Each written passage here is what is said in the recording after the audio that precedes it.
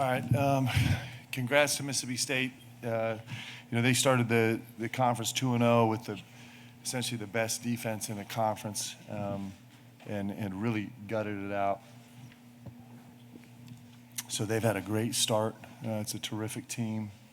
I've known Chris forever. He's a great coach. And it was fun to have the 66 team here, those legends. It was really fun to have those guys in the gym. So fun to have them here. Really special to our guys. All of our players got to meet with those guys today at shoot around, those legends walking through the gym. So that was fun. And I'm proud of our guys' effort. I thought they responded well when the game didn't go our way early. And we're excited to keep moving forward. Yeah, Mark, Yep. Hey, man. You guys fell behind early. Jalen gets hurt again. JQ's not available. It's like we've seen this story before, and then all of a sudden, I don't know, did it click in because you did a 180? Is this something you've been waiting for all year? Did you change something? Well, schematically, we kind of went to just moving more bodies on the floor and kind of went to a little bit of a revamp spacing system. But I'll be honest with you guys, 21 assists is the most we've had against a high major team by 5. And it just is, it's amazing what happens when you pass the ball to your teammate a little bit. I was really proud of our guys. They were pretty agenda driven. We had some guys step up and calm us down. I thought Malachi Moreno had an unbelievable night, like just a really incredible night against a really physical front line. I mean, you look at his line, he's 6 assists, 1 turnover, 4 steals. We milked him in the post more than we ever have this season, and he really responded. He handled the double team. He was pretty good in one-on-one situations. He handled the short roll. I thought he was elite, and I thought he stayed us a little bit, and then Ortega made big plays. But I thought we had a bunch of guys. Cam came off the bench and was the most aggressive off the bounce that he's been. So when you have guys do that, it helps for sure. Mark, a lot of defensive lapses in the first few minutes. It seemed like a lot of miscommunication out there, and then it looked like the switch kind of flipped. What was the change there? It was a little bit personnel and kind of dialing into it was just a new approach. I want to single out Mikhail McLean. He this was his scout, and it was a different scout. We had a different defensive scheme than we've played all season long in multiple ways.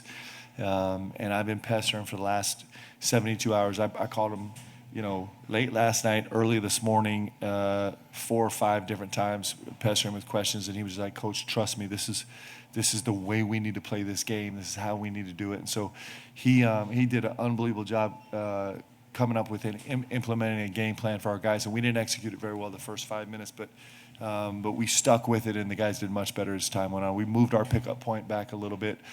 We got our bigs off the ball on the pickup as soon as the guard picked it up, and when we did that, and our bottoms, with this team, you can really zone them up, and they didn't understand exactly what that was going to feel like in the context of this game, but they grew into it. So those 3 pieces came together, much better in the last 35 minutes than they did in the first 5. And we never actually went away from it. We had, I was so worried about this that we had backup plan B, C, and D, and we never went away to them. And that's, it's hard as an assistant coach to have the confidence and the courage to take a stand and stay with your conviction. And a huge kudos to Mikhail. Just an unbelievable job on a scout. Yeah, in the second half there, you had your starting lineup out there minus Jalen, who you subbed for Cam Williams, and you kind of rode with that unit for a little bit. Even when Mississippi State got back within 1, you trusted them to kind of overcome that, and they really did, and help set the tone for what would go on to be a blowout. What can you say about that group and how they responded to that? I thought they were good. I thought, it was we're I don't know how long we were, 2 minutes and 47 seconds in the game, and the game had started poorly, and then we're missing our point guard again, and so there's some weirdness in the dynamics there, but I thought those guys responded well.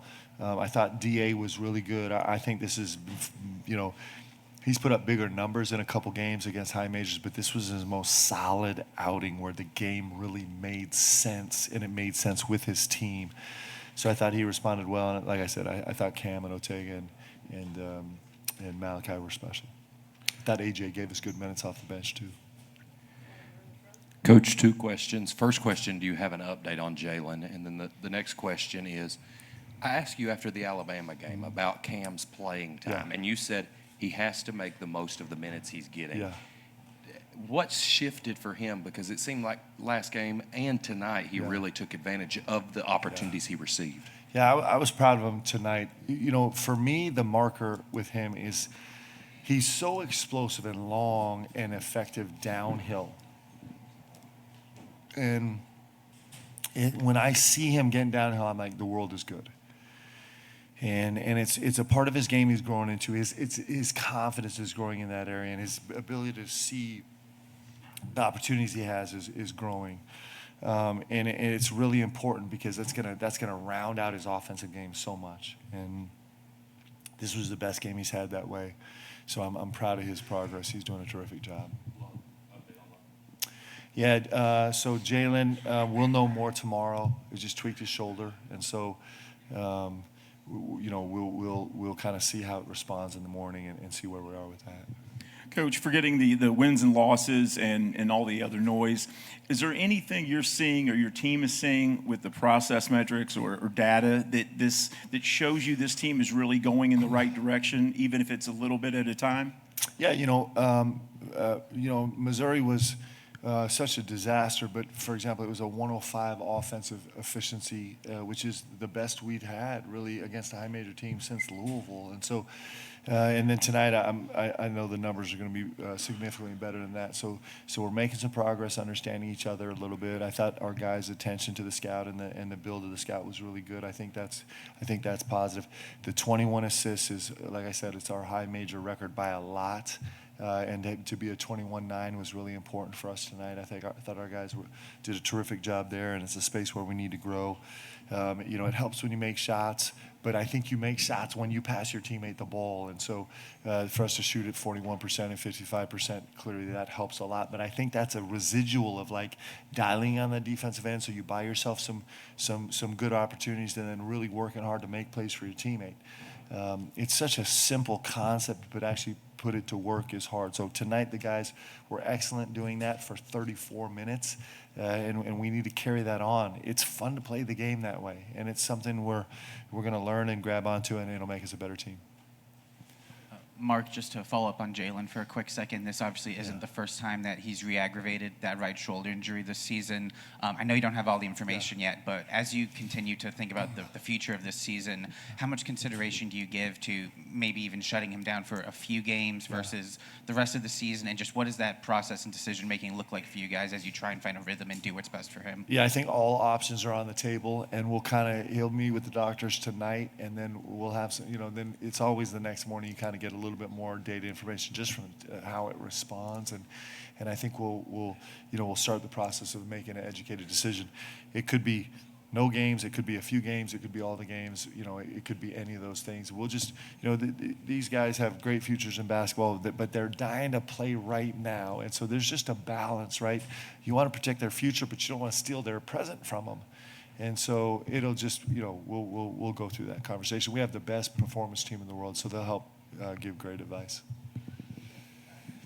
Mark, following up on Malachi's performance, what does it say just about him and his mindset that you're down 12, you're starting to see some body language out there, the crowd's grumbling. Yeah. A freshman is able to kind of lift you guys out of that. Yeah, I thought it was a special night for Malachi.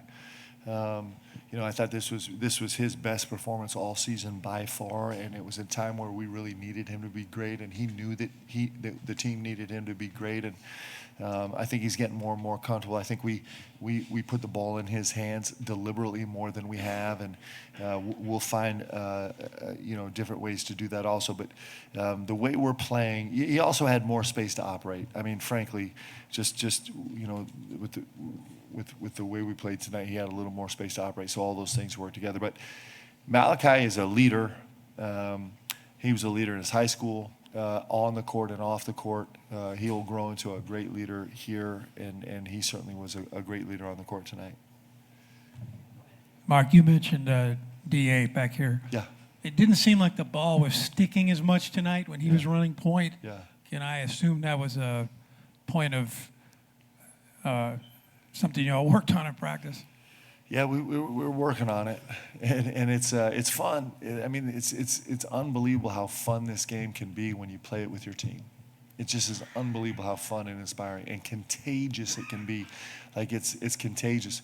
You know, we've seen that in runs when we're getting out in transition and guys kind of fall in love with making plays for each other. We just haven't seen it very much in the half court. And the guys did a terrific job, like I said, against a team that's held both their opponents on the road and at home in the first two games under a 90 offensive efficiency.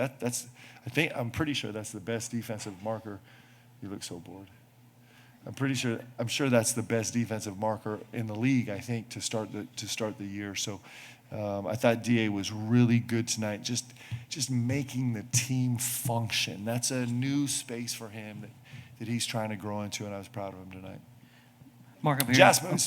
Also, I had Jasper Johnson, I thought was terrific off the bench. I thought he was great. I thought this was his best high major game, making sense of the game. I thought he was really good. And so, he's going to have to step up maybe here and carry some significant minutes. And this is a really good sign for him. These young guys grow, man. And he's been really hungry and working hard, and I expect that he'll continue to grow. But he had a really good night for us tonight. Mark, over here. It seems like there's so many things you could take away from tonight that were positives for the team, but just kind of in the immediacy of it, what is it that you walk away happiest about, other than obviously getting the win? It's the 21. It's the 21, like the 21-9. I mean, that's what our teams have always been. I'm happy with the 21-9, very much so. I'm actually really grateful for the disastrous start, because it gave the guys another chance to prove that they can be resilient and tough and strong and do it. So I'm really pleased with those two things most. Hey, Coach. Just wanted to ask you about seemed like after that slow start, you guys kind of pushed the tempo tonight, and kind of created your own pace. Just talk about that a little bit. Well, Mississippi State was really pressuring, so they were not. We expected that they would be a little bit more zoned up, but they weren't. Their guards were out. As we're kind of running our flow action, they were like bodying up the corner, staying with their own, fighting through screens. Were really, really physical, and so.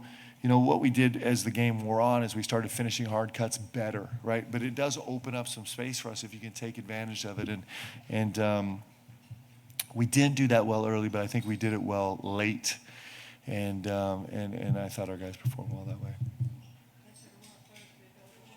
Thanks, guys.